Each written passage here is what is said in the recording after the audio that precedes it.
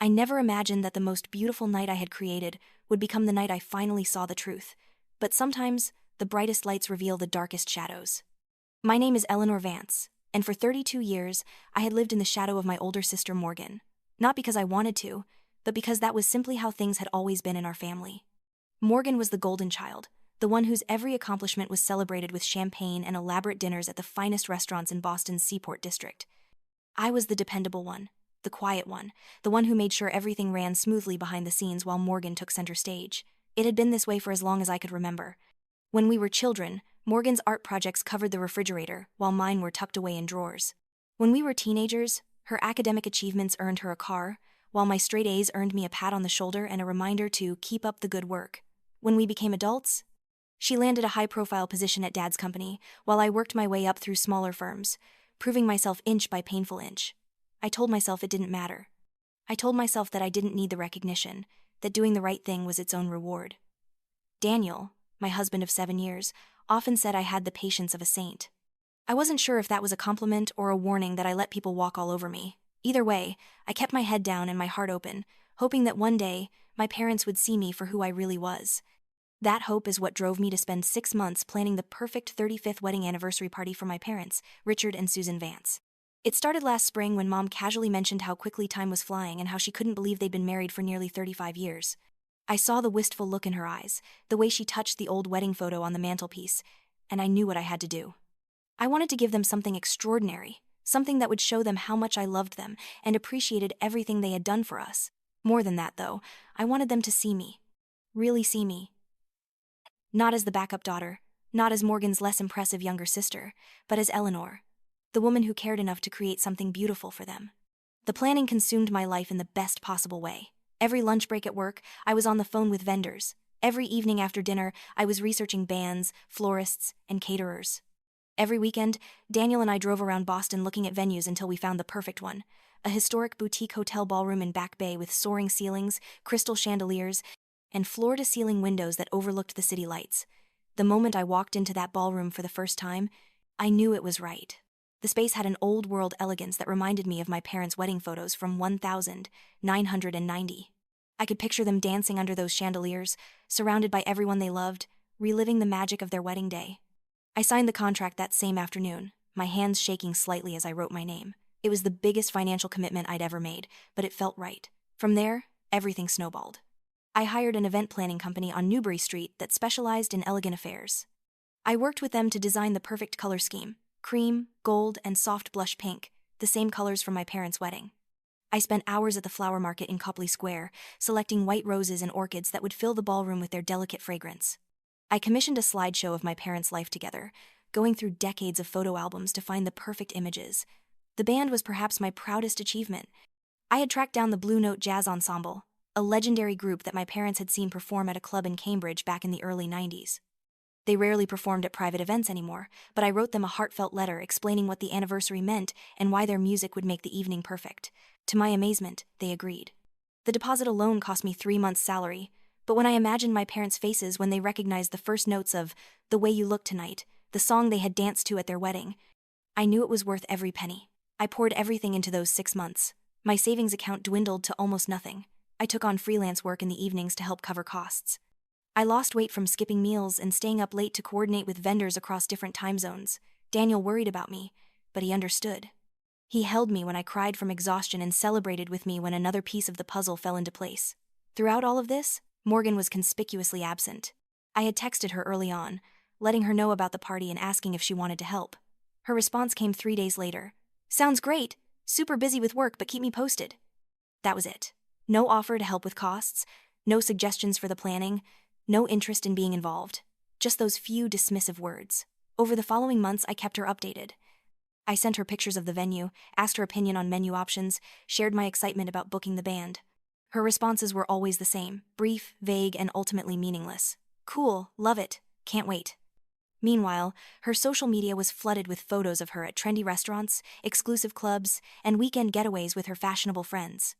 She had plenty of time for her own life, just none for our parents' milestone anniversary. I tried not to let it bother me. This was about Mom and Dad, not about Morgan's indifference. But late at night, when I was reviewing budgets and confirming details, I couldn't help feeling a familiar ache in my chest. The same ache I'd felt when she forgot my college graduation because she had a spa weekend planned. The same ache from when she spent Christmas in Aspen with friends instead of coming home, leaving me to console our disappointed mother. The same ache that had been my constant companion for as long as I could remember. Daniel noticed, of course. He always did. You don't have to prove anything to them, he told me one night as I sat at our kitchen table, surrounded by seating charts and vendor contracts. They should already know how amazing you are. I'm not trying to prove anything, I insisted, but we both knew it was a lie. I was trying to prove everything. I was trying to prove that I was worthy of their attention, their praise, their love. I was trying to prove that I was just as good as Morgan, maybe even better. I was trying to prove that I existed, that I mattered, that I was more than just the forgotten second daughter. The week before the party, everything came together beautifully. The final payment to the venue cleared, though it left my bank account gasping for air. The florist confirmed the arrangements.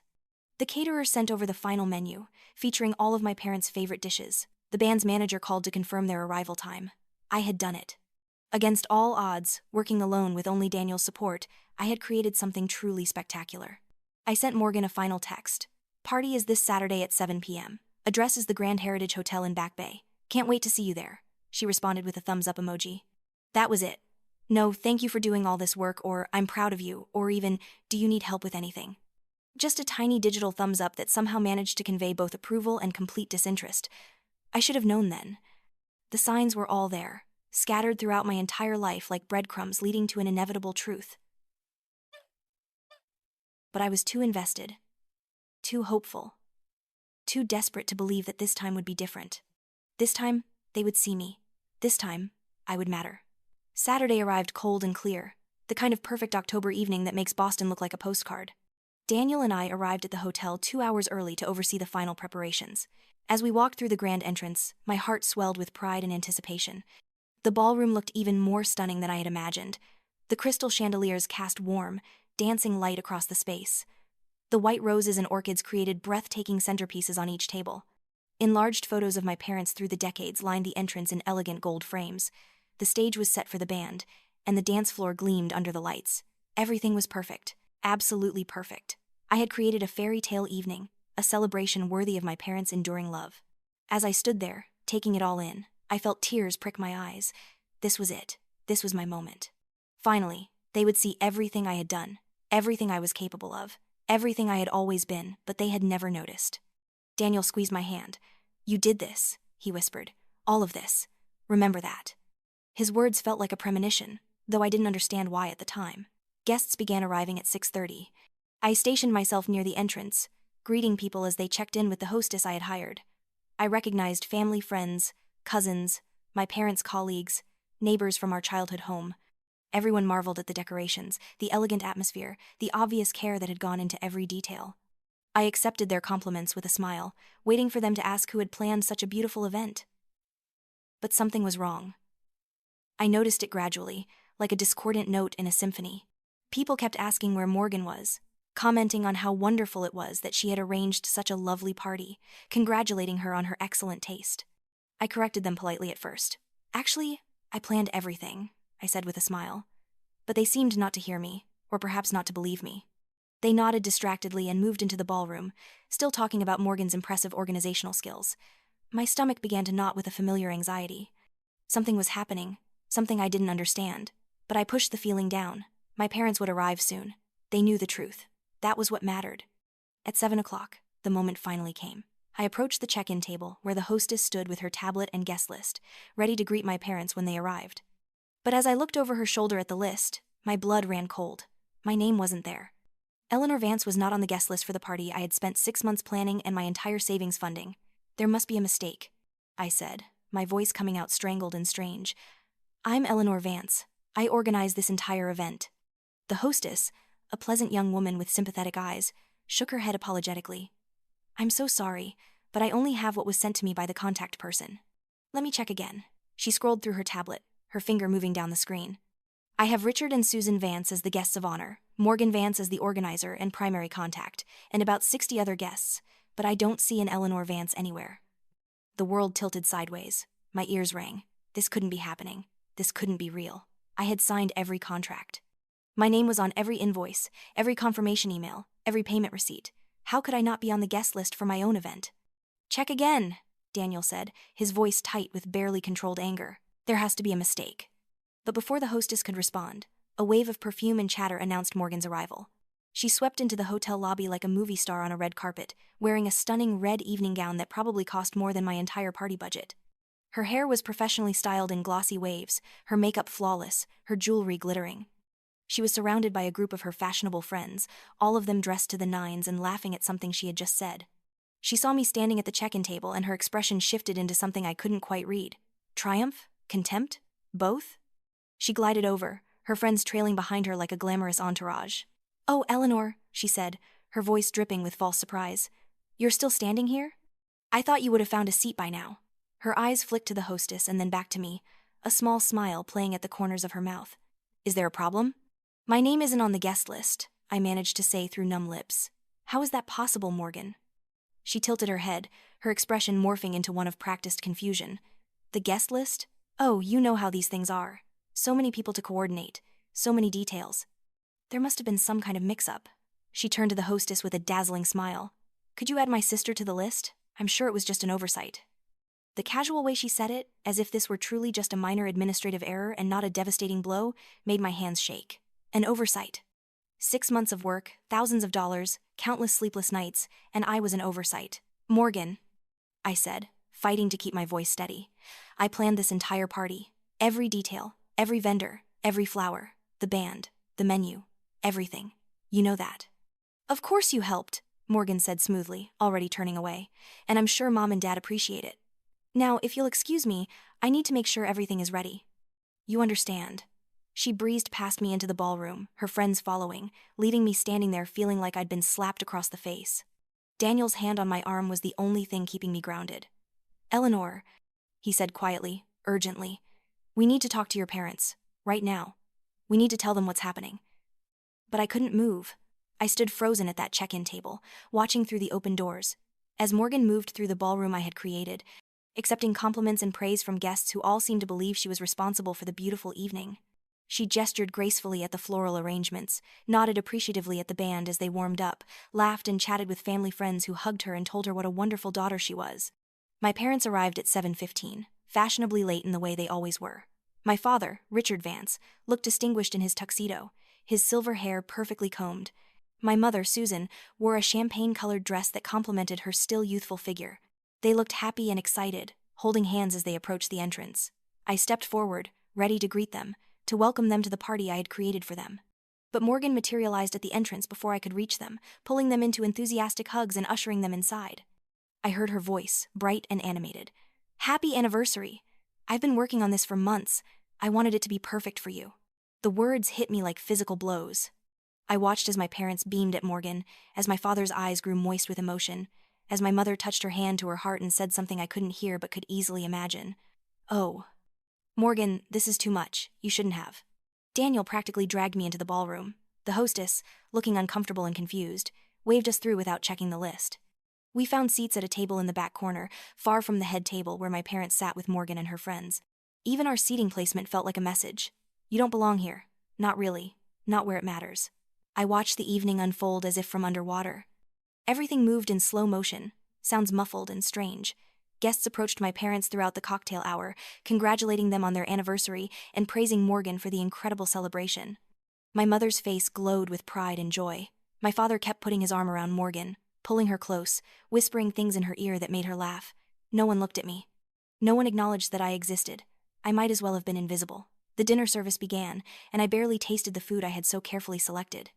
The chicken was perfectly prepared, the risotto creamy and fragrant, the vegetables roasted to caramelized perfection. But it all turned to ash in my mouth. Across the room, I could see Morgan laughing with my parents, raising her wine glass and toasts, accepting praise from everyone who stopped by their table. Daniel kept his hand on my knee under the table, a silent anchor. "We're going to fix this," he murmured. "I promise you, Eleanor, we're going to fix this." But I didn't see how. What could I do? Stand up and shout that I was the one who planned everything? Pull out my phone and show everyone the hundreds of emails and receipts? It would look desperate, pathetic, like a jealous sister trying to steal her sibling's moment. And even if I did, would anyone believe me? Morgan had always been the golden child, the one everyone adored. Why would tonight be any different? The worst moment came after dinner, when the band began to play and my father took my mother out onto the dance floor for their first dance. The Blue Note Jazz Ensemble launched into The Way You Look Tonight, the same arrangement from my parents' wedding, and I watched my mother's face light up with recognition and joy. She pressed her face against my father's shoulder, and even from across the room, I could see she was crying happy tears. This was everything I had worked for, this exact moment. Their joy, their connection, their memories coming alive through music and atmosphere and love. I had created this moment. But as I sat there watching them sway under the chandelier lights, Morgan appeared at the edge of the dance floor, beaming as if she were responsible for every note of music, every flicker of candlelight, every tear of joy. Several guests approached Morgan with cameras, wanting to take pictures of her with the happy couple. She obliged gracefully, positioning herself between my parents, one arm around each of them, that dazzling smile never wavering.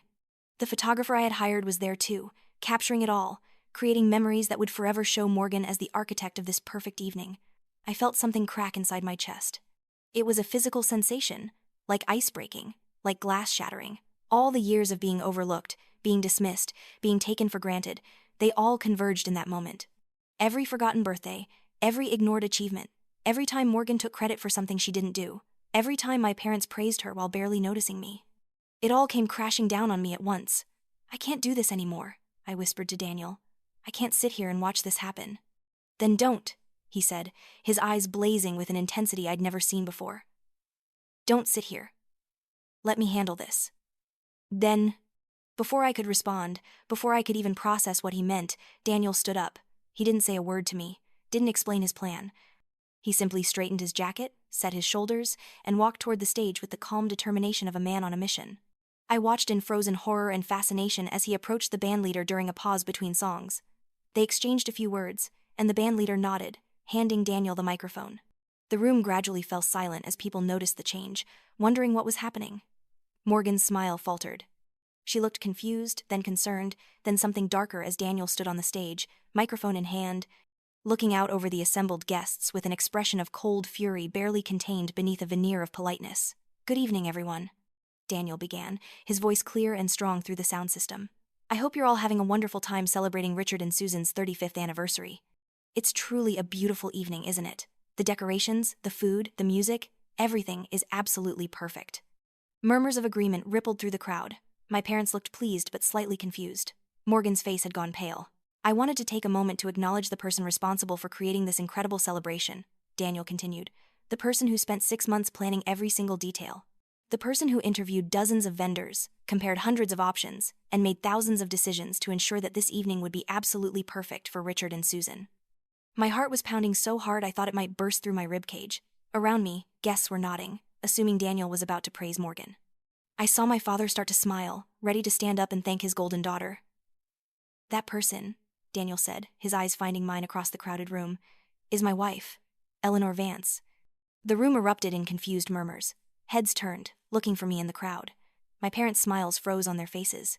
Morgan's expression shifted from pale confusion to something darker, something desperate. "No, actually," Daniel continued, pulling a folder from inside his jacket, "let me be more specific. Let me show you exactly who planned this evening." He opened the folder and began pulling out papers, holding them up for the room to see. Even from my seat in the back, I could see they were contracts, receipts, email confirmations. "This is the contract with the Grand Heritage Hotel, signed by Eleanor Vance on April 15th. This is the agreement with Prestige Events on Newbury Street, signed by Eleanor Vance on April 22nd. This is the contract with Copley Floral Design, signed by Eleanor Vance on May 3rd. This is the catering agreement with Boston Fine Dining, signed by Eleanor Vance on May 10th. With each paper he held up, the murmurs in the room grew louder. Guests were looking at each other, at my parents, at Morgan, trying to understand what was happening. "Every single vendor contract for this evening bears Eleanor's signature," Daniel said, his voice cutting through the noise like a knife. "Every invoice was sent to Eleanor's email address. Every payment came from Eleanor's bank account. The Blue Note Jazz Ensemble, who my in-laws first heard perform in 1993 and haven't seen since, were tracked down and booked by Eleanor after she spent weeks researching and writing them a personal letter explaining why this night was so important." He paused, letting the information sink in. The room had gone almost completely silent now. My mother's hand was pressed to her mouth. My father's face had turned an alarming shade of red. Eleanor spent 6 months of her life and nearly all of her savings creating this evening for her parents, Daniel said, and now there was no hiding the anger in his voice. She worked overtime to pay for it. She skipped meals and lost sleep, coordinating every detail. She did all of this alone, because she loves her parents and wanted to give them something extraordinary for their anniversary.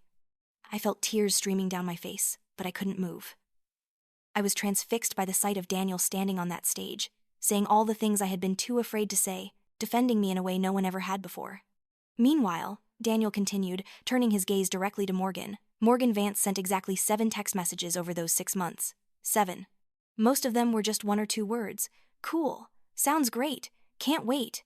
She offered no help, no suggestions, and certainly no financial contribution. Until tonight, when she somehow managed to convince everyone here that this party was her doing. Morgan stood up, her face flushed with anger and embarrassment. "This is ridiculous," she said loudly. "I did help. I provided input. I gave feedback." "Really?" Daniel's voice was sharp.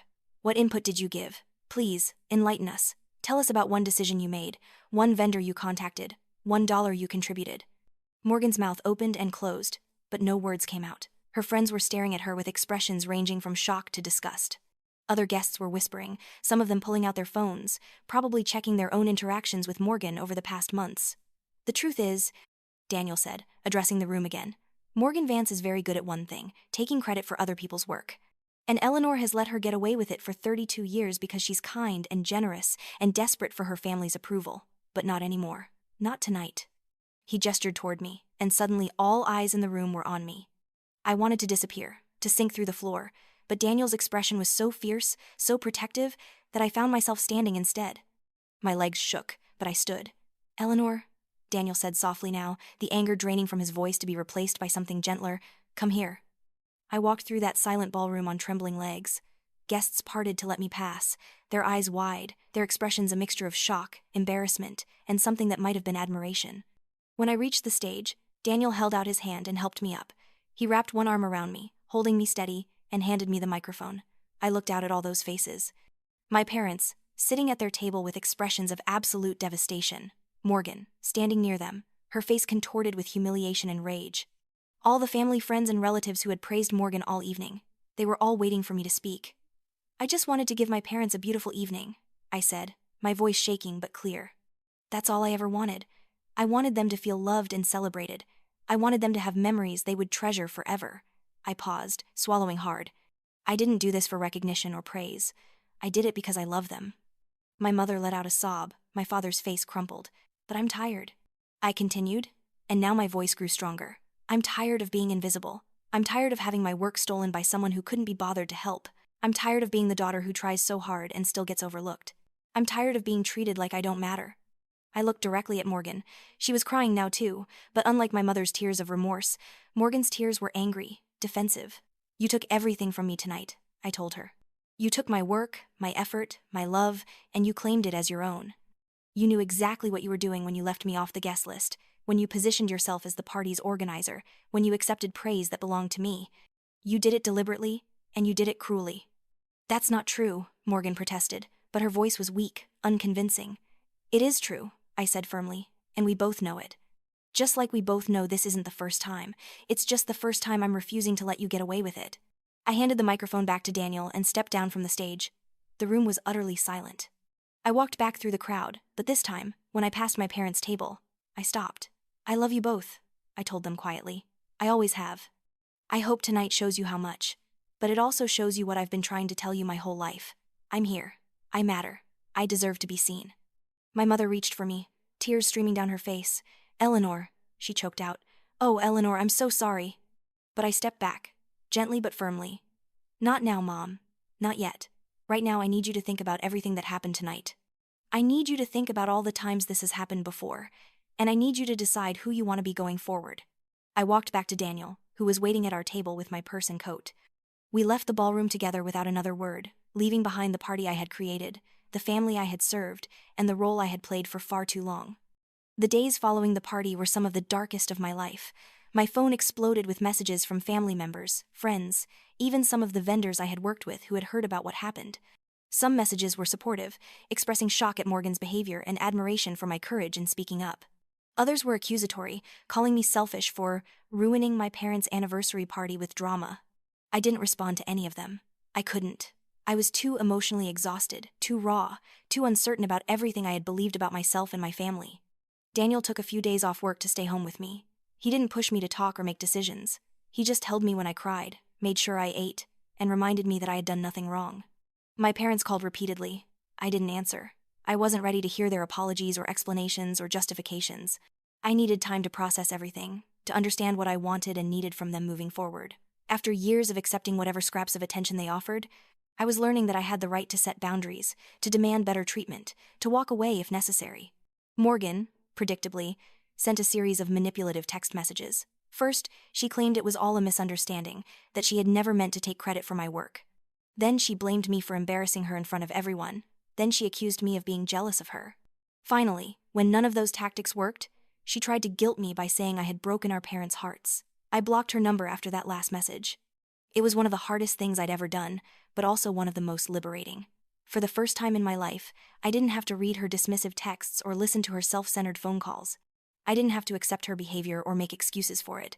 I could simply choose not to engage. The turning point came about 2 weeks after the party. I was sitting in our living room staring at the rain against the window when I received an unexpected visitor. My mother showed up at our apartment unannounced. Daniel answered the door and looked back at me questioningly. I hesitated, then nodded. I wasn't sure I was ready, but I knew I couldn't avoid this conversation forever. My mother looked terrible. Her eyes were swollen from crying, her hair pulled back in a messy ponytail, her clothes rumpled. I had never seen her look so undone, so vulnerable. She stood in our doorway, wringing her hands, looking at me with an expression of such raw pain that I almost broke. "Eleanor," she said softly, "please, I need to talk to you. I need you to understand what your father and I have been going through these past 2 weeks." I gestured for her to sit down, but I didn't move closer. Daniel positioned himself near me, a silent support. My mother sat on the edge of our couch and took a shaky breath. "I've been a terrible mother to you," she began, and I was so shocked by the blunt admission that I couldn't speak. "Not just at the party, but for your entire life. Your father and I both have. We failed you, Eleanor. We failed you in ways we're only beginning to understand." She pulled out her phone and showed me the screen. It was open to a long document, pages and pages of text. "After the party, your father and I went home and we talked all night. We went through your childhood photo albums. We read your old school papers that we'd saved. We looked at every report card, every achievement award, every piece of artwork you'd created. And we realized something horrible." Her voice broke. "We realized that we barely remembered any of it. We could recall every detail of Morgan's accomplishments, every award she'd won, every milestone she'd achieved. But yours? They were just blank spaces in our memory. We had been there physically, but we hadn't really been present. We hadn't really seen you." I felt my throat tighten, but I didn't cry. I had cried enough in the past 2 weeks. "We called relatives," my mother continued. "We talked to your childhood teachers, to parents of your friends. We asked them what they remembered about you growing up. And Eleanor, the picture that emerged broke my heart. You were this amazing, talented, kind child who tried so hard to get our attention, to make us proud, and we just didn't notice. We were so focused on Morgan, so dazzled by her brightness, that we didn't see you standing in the shadows, working twice as hard for half the recognition." She put her phone away and looked at me directly. "The party wasn't an isolated incident. It was the culmination of 32 years of us failing you. Of us taking you for granted, overlooking your efforts, and allowing Morgan to treat you terribly." "What about Morgan?" I asked, my voice rough from disuse. "Have you talked to her about this?" My mother's expression hardened. "We have, many times. She's defensive and angry and refuses to take responsibility for her actions. She claims she did help with the party, that you're exaggerating to make her look bad. She says you're jealous of her and always have been." I laughed bitterly. "Of course she does." "But we don't believe her," my mother said firmly. "Not anymore. We've spent 2 weeks going through our finances, our emails, our records. We can see exactly what happened. We can see that you paid for everything, arranged everything, did everything. We can also see that this is part of a pattern. Morgan has been taking credit for other people's work at your father's company too. We've received complaints from other employees, but we dismissed them because we couldn't believe our Morgan would do such things." She reached out as if to take my hand, then stopped herself, respecting my space. "Eleanor, I can't undo the past 32 years. I can't give you the childhood you deserved, where you were seen and valued and celebrated, but I can promise you that from this moment forward, things will be different. Your father and I are committed to changing. We're actually seeing a family therapist to help us understand how we got here and how to be better." "And Morgan?" I asked. "What happens with her?" My mother took a deep breath. "Your father has removed Morgan from her position at the company. She's been placed on unpaid leave pending an investigation into her conduct."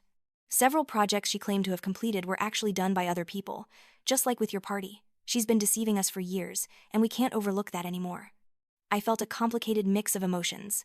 Relief that Morgan was finally being held accountable. Guilt that my revelation had caused such upheaval. Sadness that it had taken such a public confrontation to open my parents' eyes. And underneath it all, a deep, aching exhaustion from carrying the weight of being invisible for so long. I need time. I told my mother honestly. I appreciate that you're taking this seriously, that you're trying to change. But I can't just forgive and forget. I need to heal. I need to figure out who I am outside of being the daughter who tries too hard and still falls short. My mother nodded, tears streaming down her face. I understand. Take all the time you need. Just please don't shut us out completely. Let us prove that we can do better. After she left, I sat with Daniel in the quiet of our apartment. What do you want to do? He asked gently. What do you need right now? I need to find myself, I said slowly, the words taking shape as I spoke them. I've spent my whole life trying to be enough for other people. I need to figure out what makes me happy, what I want, who I am when I'm not performing for an audience that isn't even watching. So that's what I did. I started therapy the following week, working with a counselor who specialized in family dynamics and self-esteem issues. Through our sessions, I began to understand how deeply the patterns of my childhood had shaped my adult life. I had internalized the message that my worth depended on how useful I was to others, how much I could give, how perfectly I could perform. I had never learned to value myself simply for existing. I also started setting boundaries, real ones. When my father called to apologize and ask when we could have dinner, I told him I wasn't ready yet.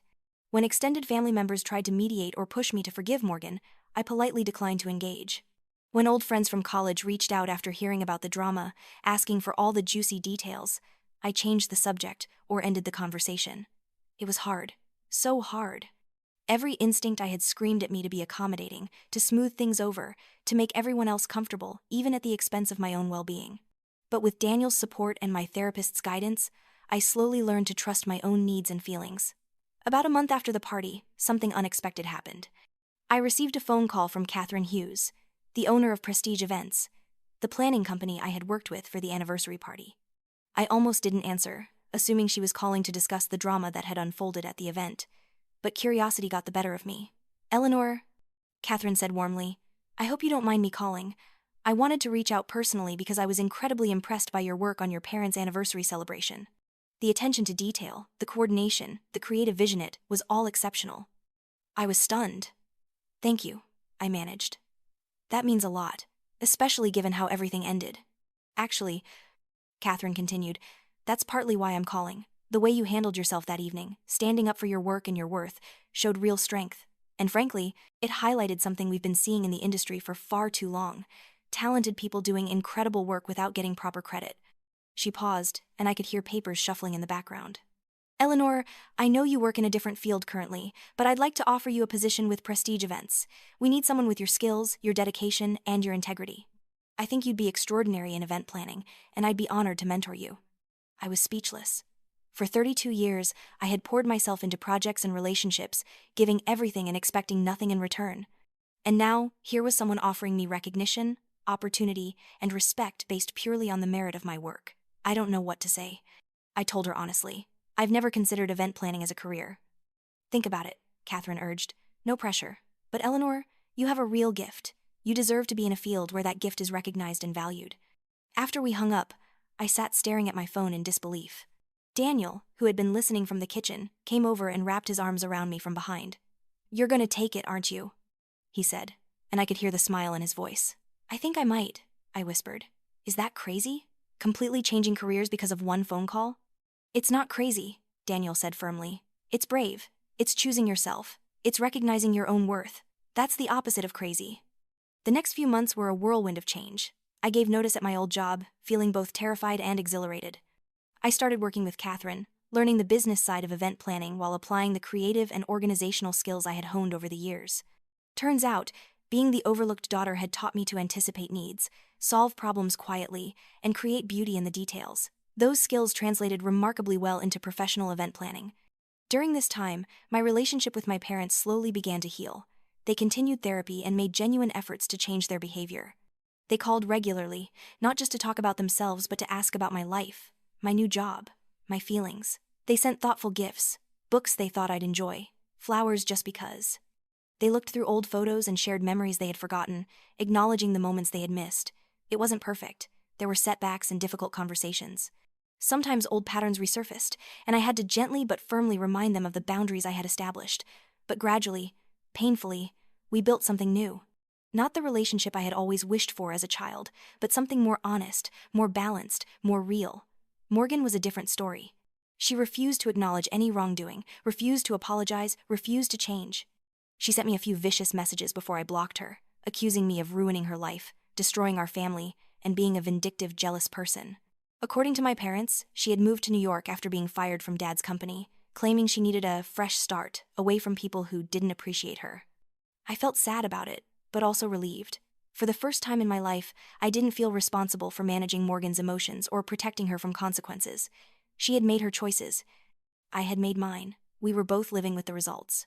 6 months after the anniversary party disaster, Prestige Events was hired to plan a major charity gala for a prominent Boston hospital. Catherine assigned me as the lead coordinator, my first major solo project. I threw myself into the work with the same dedication I had given to my parents' anniversary, but this time, it felt different. I wasn't doing it to prove my worth or earn someone's love. I was doing it because I was good at it, because I enjoyed it, because it was my job and I took pride in doing it well. The gala was a massive success. The hospital's board was thrilled, the donors were generous, and the local press covered it extensively. Catherine praised my work publicly, making sure everyone knew I was responsible for the event's success. Several attendees asked for my card, interested in hiring Prestige Events for their own functions. Standing in that beautiful ballroom, watching everything I had planned come together perfectly, I felt something I had never felt before, pure, uncomplicated joy in my own accomplishment. No one was stealing my credit. No one was diminishing my work. I was seen, valued, and celebrated for exactly who I was and what I had done. After the event, as I was packing up my materials, my phone rang. It was my mother. For a moment, I considered not answering, old habits of self-protection rising up. But I had promised to give my parents a chance to prove they had changed, so I answered. "Eleanor?" My mother said, her voice warm and proud. "I just saw the article about the hospital gala in the Globe. Sweetheart, it's beautiful. I'm so proud of you." Something in my chest loosened. Not completely, not entirely, but enough. "Thanks, Mom," I said. "It was a lot of work, but it turned out well." "I wish I could have been there to see it," she said wistfully. "I wish I had been there for so many things over the years." "I know," I said softly, "but you're here now. That's what matters." We talked for a while longer, about the gala, about her work, about a book she was reading. It was a normal conversation, the kind I had always wished we could have. When we hung up, I realized I was smiling. Daniel picked me up from the venue, as he always did after my events. He had been my rock through everything, never wavering in his support, never doubting my worth even when I doubted it myself. As we drove through Boston's nighttime streets, I reached over and took his hand. "Thank you," I said quietly. "For what?" he asked, glancing at me with that gentle smile I loved. "For seeing me," I said. "For standing up for me when I couldn't stand up for myself. For believing I deserved better even when I didn't believe it." "Eleanor," he said, squeezing my hand. "You never needed me to see you. You were always there, always brilliant, always worthy. You just needed to see yourself." He was right, of course. The journey I had been on for the past 6 months wasn't really about Morgan or my parents or even the stolen party. It was about learning to see myself clearly, to value myself honestly, to stand up for myself bravely. It was about understanding that my worth wasn't contingent on other people's recognition or approval. I had always been enough. I had just needed to believe it. A year after the anniversary party, my parents threw themselves a do-over celebration. It was a small, intimate dinner at their favorite restaurant with just close family and a few friends. They asked me to help plan it, and this time, it was different. They involved me in every decision, asked for my input genuinely, and made sure everyone knew I was the one coordinating everything. But more importantly, they made sure the evening was about us reconnecting as a family. My father gave a speech about how the past year had taught him what really mattered. Not appearances or achievements, but authentic relationships, and treating the people you love with the respect they deserve. My mother toasted to second chances and seeing clearly what was always in front of us. I cried, but they were good tears. Healing tears. Tears of release and relief and tentative hope. Morgan was not invited. My parents had tried to maintain a relationship with her, but she had pushed them away, angry that they had chosen me over her. The truth was, they hadn't chosen me over her. They had simply chosen to stop enabling her harmful behavior and hold her accountable for her actions. Morgan couldn't accept that, so she had walked away. I felt sorry for her, I really did. She had squandered so much love and so many opportunities because she couldn't see past her own ego. but I also knew that her journey was her own. I couldn't fix her or save her or make her into someone she wasn't willing to become. All I could do was protect myself and continue building the life I wanted. By the time 2 years had passed since that fateful anniversary party, my life looked completely different. I had become a partner at prestige events, earning a salary that far exceeded what I had made in my previous career. I had been featured in Boston Magazine's Rising Stars in Event Planning article. I had coordinated weddings, galas, corporate events, and even a surprise birthday party for a local celebrity that went viral on social media. But more than the professional success, I had found something infinitely more valuable: peace. Peace with myself, peace with my past, peace with my family's imperfections and my own. I had learned that being invisible had been a choice, one I had made unconsciously out of fear and habit, and I had learned that I could make a different choice. I could choose to be seen. I could choose to value myself. I could choose to walk away from situations and relationships that diminished me. My relationship with my parents continued to improve. We had established a new dynamic, one based on mutual respect and honest communication. Were they perfect? No. Did they sometimes fall back into old patterns? Yes. But when that happened, I calmly pointed it out, and they corrected course. We were learning together how to be a healthier family. As for Morgan, I hadn't spoken to her in 2 years. I occasionally heard updates through my parents. She was working for a marketing firm in New York. She was dating someone new. She was still angry at our family for betraying her. I didn't wish her ill, but I also didn't wish for reconciliation. Some relationships are too toxic to preserve, and sometimes the kindest thing you can do for yourself is to walk away. 3 years after the anniversary party, Daniel and I planned our own milestone celebration, our 10th wedding anniversary. This time, I coordinated the party myself through prestige events, calling in favors from vendors I had worked with, and creating an evening that reflected our relationship: warm, intimate, joyful, and authentic. We held it at a small botanical garden outside Boston, surrounded by late summer flowers and twinkling lights strung through the trees. Our closest friends attended, along with my parents and a few of Daniel's family members. There was no drama, no competition, no one trying to steal credit or attention. Just people who genuinely cared about us, celebrating our love and commitment. As I danced with Daniel under those twinkling lights, I thought about the woman I had been 3 years ago. The woman who had poured everything into creating beauty for others while feeling invisible herself. The woman who had measured her worth by other people's approval. The woman who had been so desperate to be seen that she had tolerated being treated as insignificant. That woman was gone. In her place was someone stronger, clearer, more confident. Someone who knew her own value and didn't need external validation to feel whole. Someone who could create beauty because she enjoyed it, not because she needed to prove something. Someone who had learned that the most important person who needed to see her was herself. My parents approached us as the song ended.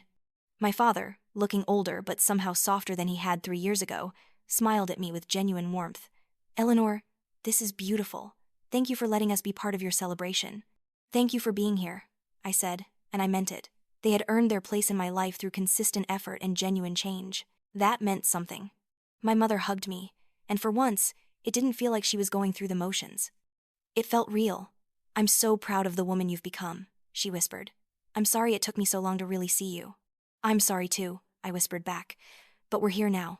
That's what matters." As they walked away, hand in hand after 38 years of marriage, Daniel pulled me close. "How are you feeling?" he asked, always attuned to my emotional state. "Happy," I said, surprising myself with how simple and true it was. "Really, genuinely happy." "Good," he said, kissing my forehead. "You deserve to be happy, Eleanor. You always did." Later that evening, as I stood at the edge of the garden looking out at our guests, laughing and dancing and celebrating, I felt a profound sense of gratitude. Not just for the good things in my life, but for the painful experiences that had shaped me. The anniversary party disaster had been devastating, yes, but it had also been necessary. It had been the catalyst that forced me to confront uncomfortable truths and make difficult changes. I thought about Morgan sometimes, wondering if she had found happiness in New York, if she had learned anything from what happened, if she ever thought about me with anything other than resentment. But those thoughts didn't consume me anymore. She had made her choices, just as I had made mine. We were both living with the consequences. The difference was that I had chosen growth, and she had chosen defensiveness. I had chosen accountability, and she had chosen blame. I had chosen to change, and she had chosen to flee. Those choices had led us to very different places. As the evening wound down and guests began to leave, Catherine Hughes approached me. She had become more than my boss over the past 3 years. She had become a mentor and a friend. "Beautiful event, Eleanor," she said warmly. "You've come such a long way from that first phone call." "I have," I agreed, smiling. "Thanks for taking a chance on me." "I didn't take a chance," Catherine corrected. I recognized talent and integrity when I saw it. You just needed the opportunity to shine. After everyone had left and the cleanup crew was packing up, Daniel and I walked through the garden one last time. The fairy lights still twinkled in the trees, and the scent of jasmine hung in the warm night air. It was perfect. Not because it was flawless, but because it was real, authentic, ours. Do you ever regret how everything happened? Daniel asked suddenly. Standing up at the party, causing all that upheaval, changing everything? I considered the question carefully. 3 years ago, I would have immediately said yes, would have second-guessed my actions, would have wondered if I should have stayed quiet and kept the peace. But now, after everything I had learned and experienced, I knew my answer with certainty. No, I said firmly. I don't regret it at all. That night was the beginning of my real life. Everything before was just rehearsal, preparing for the moment when I would finally choose myself. We stood there in comfortable silence, two people who had weathered a storm together and come out stronger.